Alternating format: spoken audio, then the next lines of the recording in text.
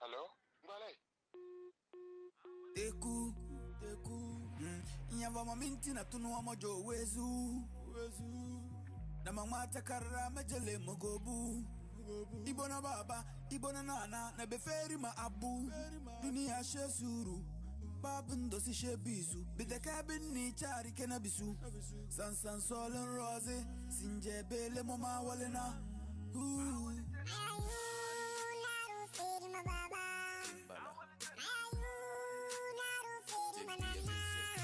Beferi mama se, biru wa dolu dala saru.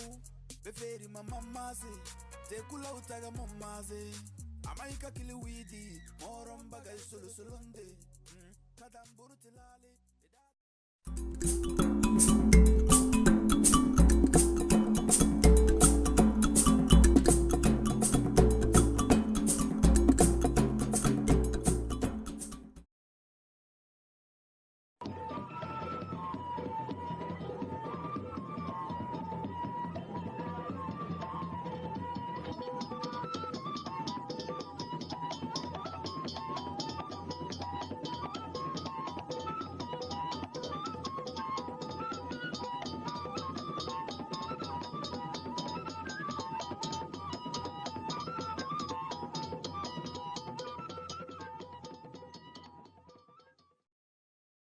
الله أكبر الله أكبر الله أكبر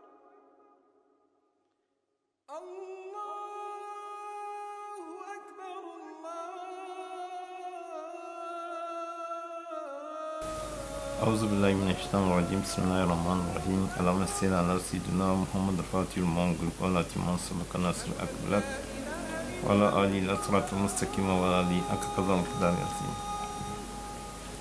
Effectivement, ce n'est pas la première fois que nous accueillons quels sont des étrangers. Nous avons souvent accueilli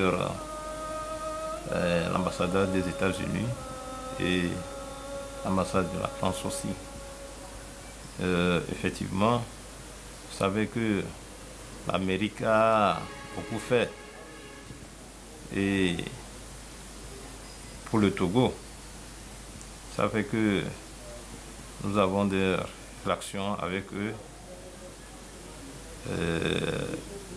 Jusqu'à ce que j'ai eu la chance à visiter une fois l'Amérique. Ils ont aimé vraiment la ville là, surtout Sokodé.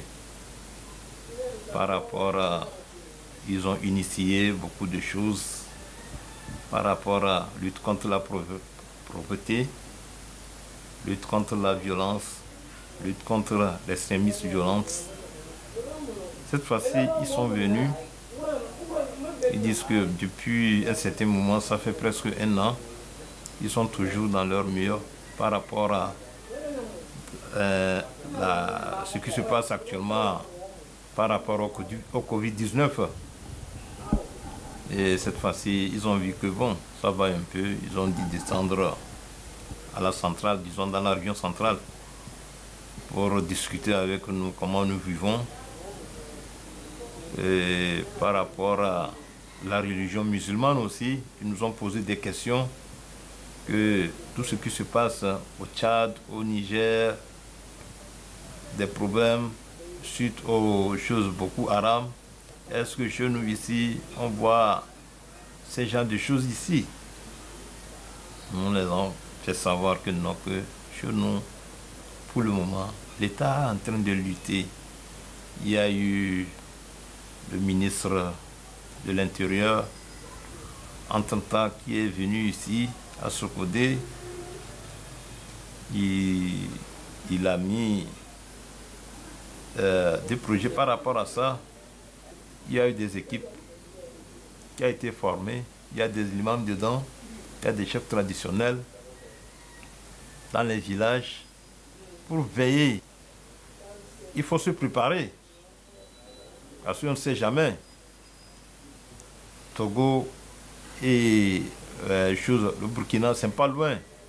Nous avons des pays frontaliers. Ça peut arriver. Donc, ils sont venus nous poser des questions par rapport à cela. Qu'est-ce que nous pensons? Qu'est-ce qu'ils peuvent nous aider dans ça pour éviter ce genre de choses? Ils nous ont posé des questions par rapport au banditisme. Ils nous ont posé aussi des questions par rapport à la pauvreté, comment est-ce que nous vivons. Nous avons eu à les expliquer par rapport à la jeunesse. Ils nous ont posé aussi des questions par rapport à la politique. Qu'est-ce qui se passe souvent s'il y a eu des marches, il y a eu des casses, tout ça là, effectivement, bon. Mais sans vous mentir, actuellement, il y a des jeunes qui ont eu des diplômes. Ils sont là, ils n'ont pas trouvé à faire. Au même moment que quelqu'un, lui, il prend au moins son sac depuis le il quitte ailleurs, il vient, il met quelque chose dans leur tête. Allez-y faire ceci, allez-y faire ceci. Ils sont obligés d'aller faire. Donc si aujourd'hui, la jeunesse, nous avons eu la chance par rapport à l'ambassade de l'Amérique, ils étaient au moins de nous trouver au moins des emplois, créer des petites entreprises aux côtés de la jeunesse. Je pense qu'on va éviter beaucoup de problèmes.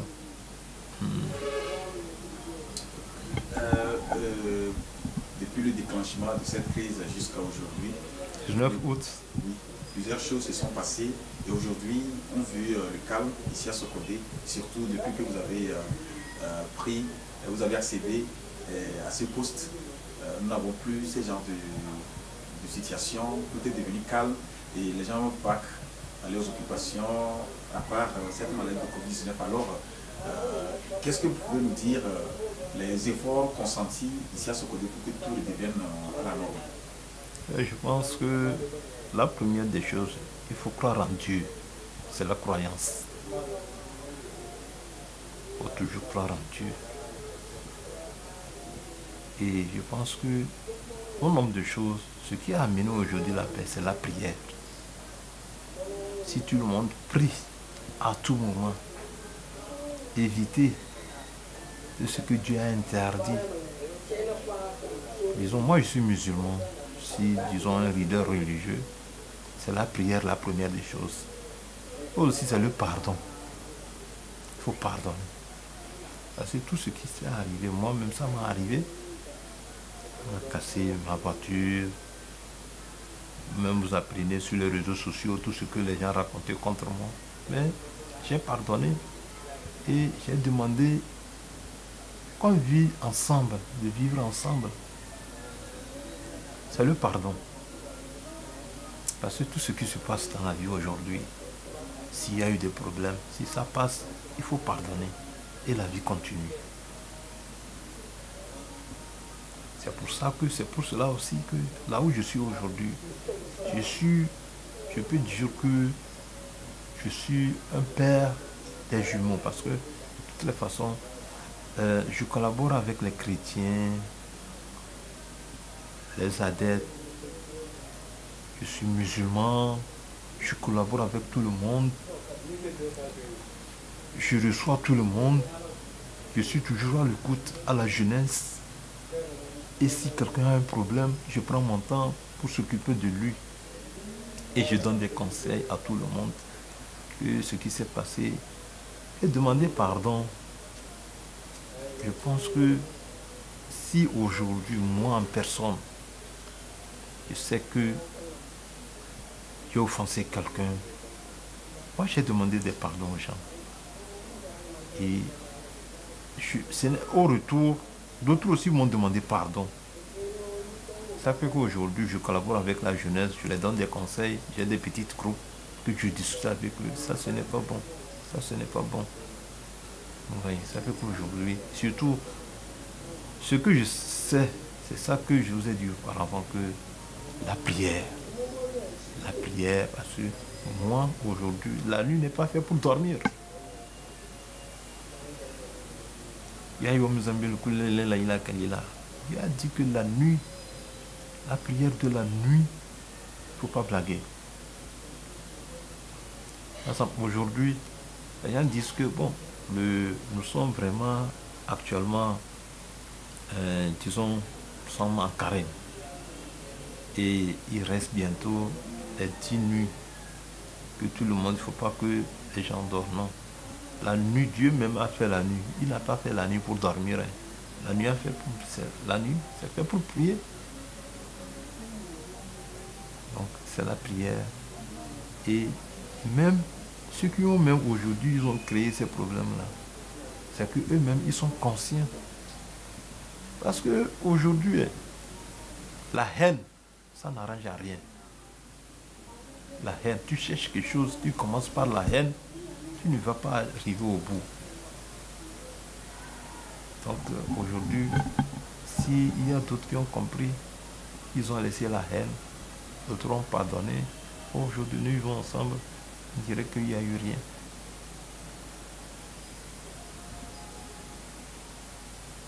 D'accord, merci Vénérable Richard. Alors, nous allons venir à la question du Covid-19 qui a touché presque tout le monde entier et le Togo n'a pas épargné, plus particulièrement Sokodé, qui a été voilà, à l'assaut de cette maladie. Et il y a eu même plusieurs couvre-feux ici, dont celui qui a marqué les esprits, celui dont on a imposé un couvre-feu à partir de 18 h.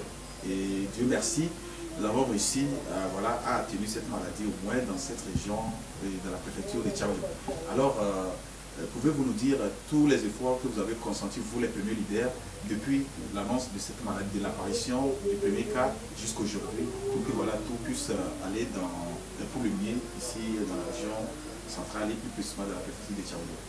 Merci beaucoup. Les efforts que moi-même je sais que j'ai emprunté dans cette situation, c'est le courage. Parce qu'aujourd'hui, dès le début, ça n'a pas été facile. Il y a eu des cas dans mon quartier. Il y a eu des cas vraiment dans mon quartier. Mais les gens s'entêtent. Ça n'a pas été facile. Les gens ont été dépistés et il y a eu des cas positifs. On les demande d'aller se faire soigner. Ça devient vraiment la guerre. Moi, il y a une maison ici dans mon quartier que le préfet m'a appelé.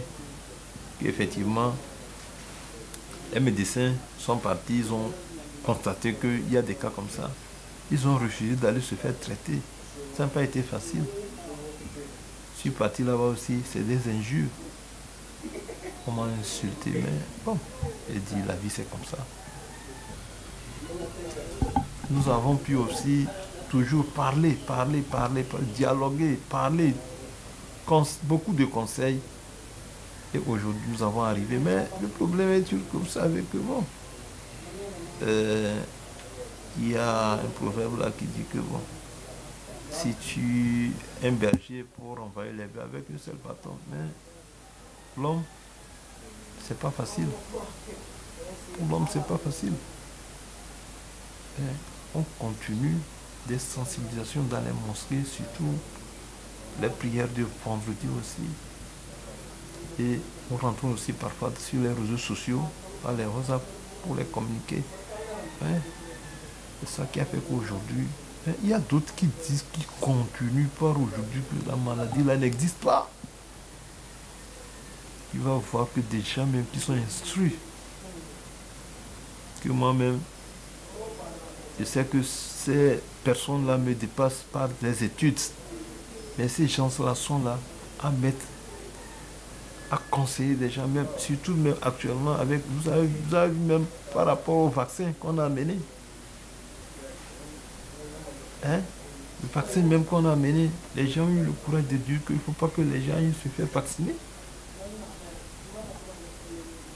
Donc, je pense que avec le courage, nous sommes en train d'aller pas à pas.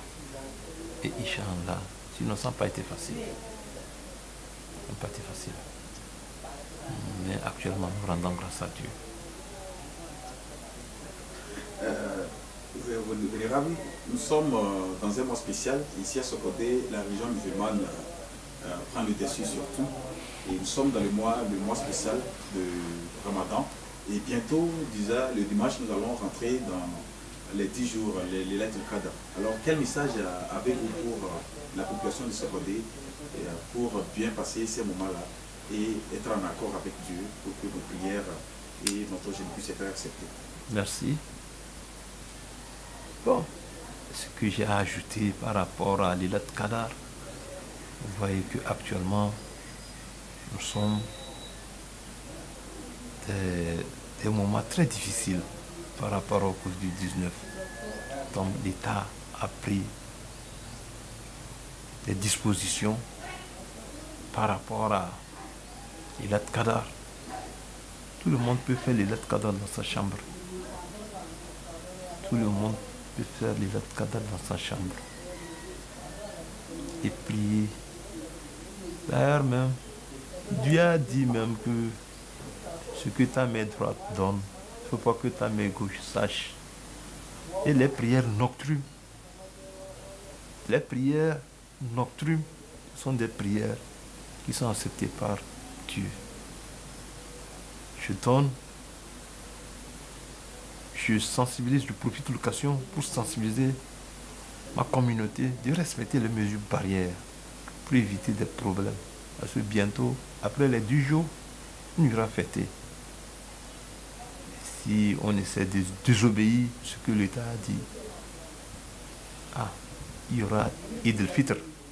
L'État peut nous interdire par rapport à ce que la situation que nous avons vécue entre-temps.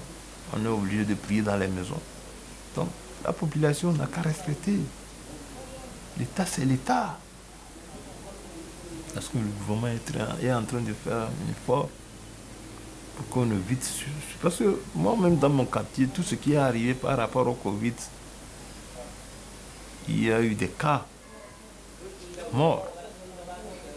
La façon dont ces gens-là ont été enterrés, c'est décourageant. Mais on fait avec. Donc, je demande à ma population, à ma communauté, de respecter les mesures barrières.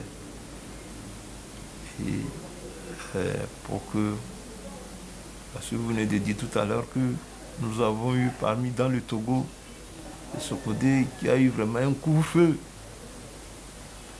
Vraiment terrible, je peux dire que terrible. Donc, en désobéissant les décisions et ce que l'État a demandé, on risque de tomber encore dans des situations pareilles. Donc, il a Kadar, on peut prier, tu peux prier dans ton chambre à tout moment. Il n'y a pas de problème. Dieu sait dans quelle situation aujourd'hui nous sommes. Il ne faut pas aller oser aller faire ce que l'État a refusé.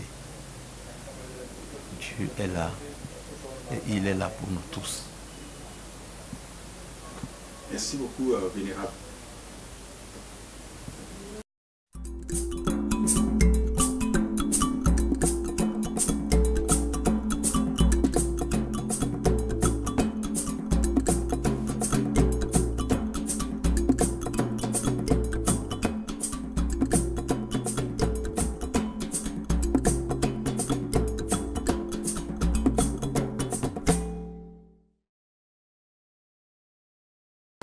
Bonjour mes chers collègues fonctionnaires. Effectivement, aujourd'hui c'est la fête des travailleurs, tout comme nous le savons le 1er mai. Au fait, quand on parle la fête des travailleurs, selon moi, on devrait fêter au service. En même temps, on travaille. On organise une fête à l'intérieur de tout un secteur. Mais je vois que les syndicalistes ne l'ont pas réussi en tant que tel. Selon moi, ma philosophie, on ne devrait pas être à la maison. On devrait être au service et fêter en même temps. Je vous remercie.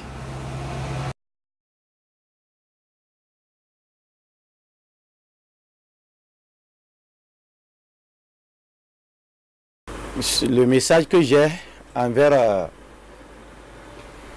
mes collègues en cette période de Covid,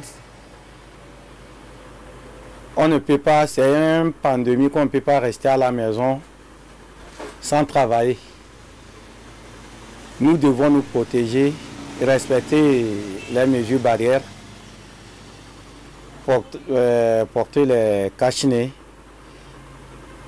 Et on travaille, je peux dire, ensemble. Et tout le monde doit tenir très fort. Parce qu'on dit seul le travail libère l'homme. Quand on est jeune, on doit se battre, travailler et préparer surtout l'avenir de nos enfants. Je vous remercie.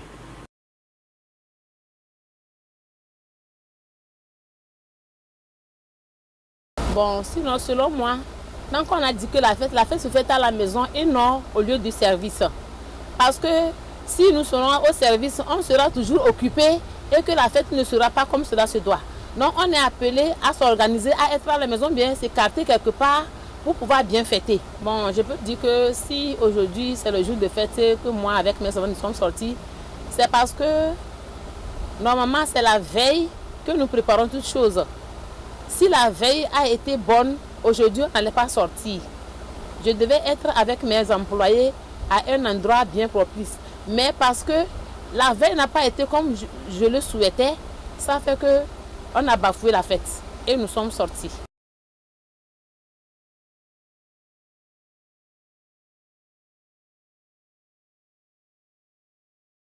Je souhaiterais que si nos patriotes ou bien nos gouverneurs ou bien nos responsables peuvent revoir ça. Si effectivement cette fête existe, il faut que chaque année on essaie de faire. Je ne sais pas si par exemple les autres sont bien payés, ils viendront aussi chez nous les commerçantes acheter pour que nous aussi nous soyons fiers de pouvoir fêter avec eux. Bon, je peux aussi dire que c'est peut-être à cause de Covid.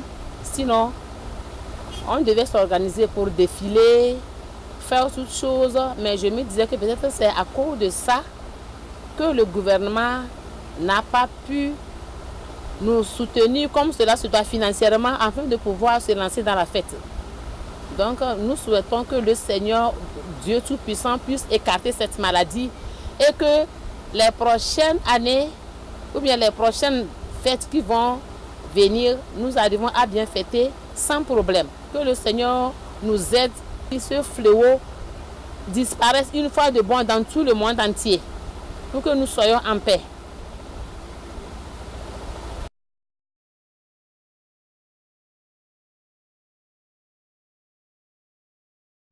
Ok, merci beaucoup pour la question. Effectivement, le 1er mai doit se fêter à la maison parce que les travailleurs ont eu à travailler pendant 12 mois. Et pendant ces 12 mois, ils doivent au moins chercher une journée pour pouvoir fêter, pour oublier leur stress et fatigue qu'on sort. Donc pour moi, le 1er mai doit se fêter à la maison. Et d'ailleurs même c'est très important.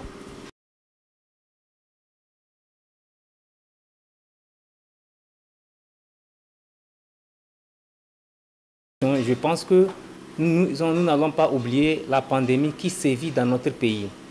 Donc on se doit de se protéger soi-même et protéger les autres. Donc bonne fête à toutes et à tous. Merci.